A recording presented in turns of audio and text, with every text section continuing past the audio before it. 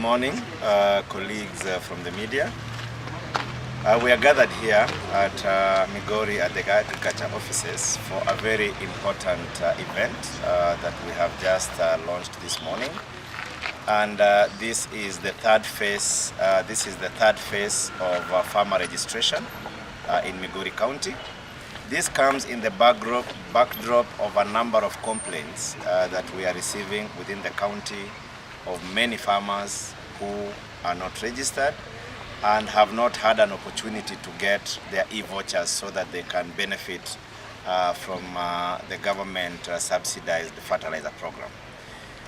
We did undertake the first registration exercise sometime early 2023 that was done through the National Government Administration offices, chiefs, assistant chiefs, and the village elders. The second phase of the registration exercise was undertaken around September, October of last year, and we engaged hundreds of agripreneurs that went across all the villages in the county. But even with that, we still have many complaints. We still have many farmers who remain unregistered. So we are giving another chance for all of them to be able to register. And we are making use of our digital capabilities, which is the direction we are all taking. And to be able to register, a farmer is able to pick a phone, be it a smartphone or even these simple phones. And all you need to do is type the code *616*. You put a 3, then a hash at the end, and you send. That process will take you through a number of queries. It will want to know your region, your county, your sub-county, your ward, your name, your ID number, your telephone number. All those details are going to be captured. This information is going to be rallied or is going to be relayed to us, the agriculture team, at the ward level to enable the ward agricultural extension officer know that there is a farmer called Muita or a farmer called Otieno or a farmer called Anyango in village X that requires to be registered. Then we will be able to send our personnel to go and register the farmer. The other reason or the other important part of this is there are farmers who would like to change their details. A farmer erroneously gave the wrong ID number, or you have a telephone number that you provided that is no longer functioning now, or you had at that time you had 5 acres of maize, now you have upgraded to 8 acres of maize. You want that detail changed. This is the opportunity, and we should be able to regularly update that database so that we have an accurate database of all our farmers in the county.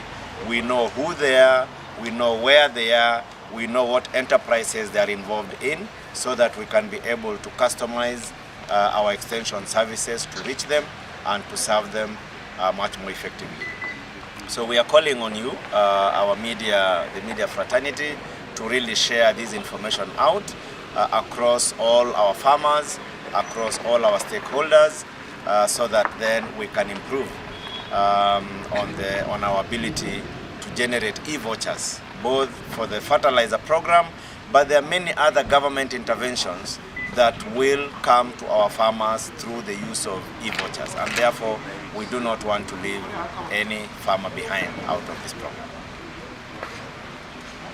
The last registration, we were not able to meet the number of farmers that we expected. We were able to register 64,000 households, and I use households, not farmers, because each household has about 5 or 6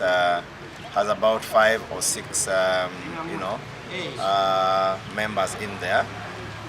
So that is what we were able to register last time.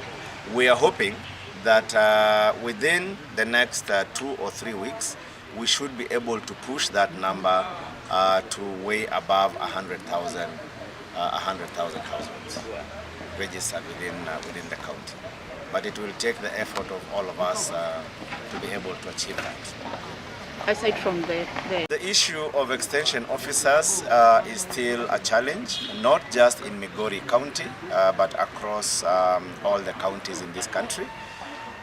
We are in the process of working around how to bridge that gap through the use of part-time staff, but qualified.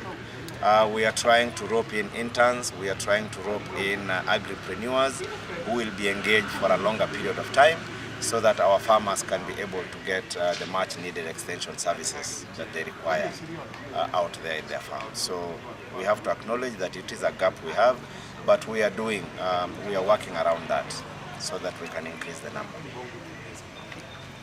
Registration, we have a few other updates for our farmers. The first one is that we have a very elaborate plan to provide agricultural inputs, especially seeds, to our farmers across the county.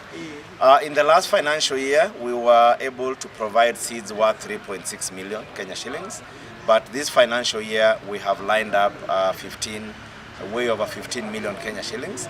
And we are not only going to provide maize and bean seeds, we are also providing seeds for sunflower. We are providing seeds for rice, for our rice farmers down in Nyatike. We will also provide sorghum seeds as well as cotton seeds for the regions that are able to provide, that are able to grow the cotton. On the fertilizer distribution, which is ongoing, farmers have received e-vouchers and they are collecting fertilizer from the NCPB stores. That is a stopgap because our final plan is that the redemption of vouchers by our farmers should be happening at the agro dealers. Agro dealers are spread across the county because you realize NCPB stores, we have only 4 in the county. We have one in Awendo, Migori, Kehancha and Timaru, but agro dealers are spread across all our 40 wards so that it becomes easier for our farmers to be able to get fertilizer. We also have another challenge that keeps recurring, that is the long queues at the NCPB stores.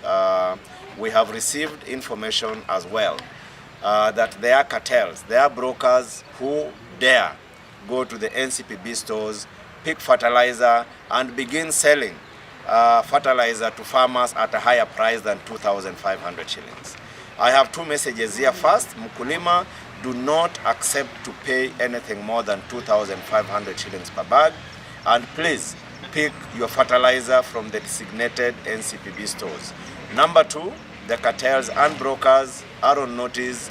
We have already intercepted a number of those networks and we will break them. I'm putting you on notice that we are all out alert with our security agencies, and we will get hold of you to just make sure that we protect our farmers from unfair practices that we are beginning to experience within the county. Having mentioned the NARIG project that lasted 5 years has come to a close, even though we have had to negotiate a 1-year further extension for the next 1 year. But the NARIG project is on its tail end. But the good news for all our farmers is that the NARIG project operated in only 20 wards in this county out of 40. The NAV CDP project, the National Agricultural Value Chains Development Program, is going to operate in all the 40 wards in this county, and it is a subsequent phase to the NARIG program that is actually coming to a close. It was a very, very, very successful program. We are proud of it, and we are still hopeful that the incoming project will be able to deliver to our farmers just like the NARIG program did. Thank you. 7,000 na hiyo inakuwa bei ghali kwa wakulima kama sisi wanaoanzisha, na sasa hivi tunapata vizuri, na ingawaje imetusaidia katika ukulima yetu, tuko na changamoto kidogo juu tukienda pale tunapiga foleni sana. Ningependa kulilia kuhusu hii mambo ya foleni. Unaenda asubuhi, unapiga foleni, hadi unaweza enda siku 3 kabla hujapata. Kwa hivyo pendekezo yangu kwa serikali ya county ama kwa ya serikali ya kuu, ningependa walete stations zingine karibu na sisi ili tupate kwa urahisi, ama wangetumia mbinu zingine ya kurahisisha wakulima wapate hizo mbolea kwa urahisi.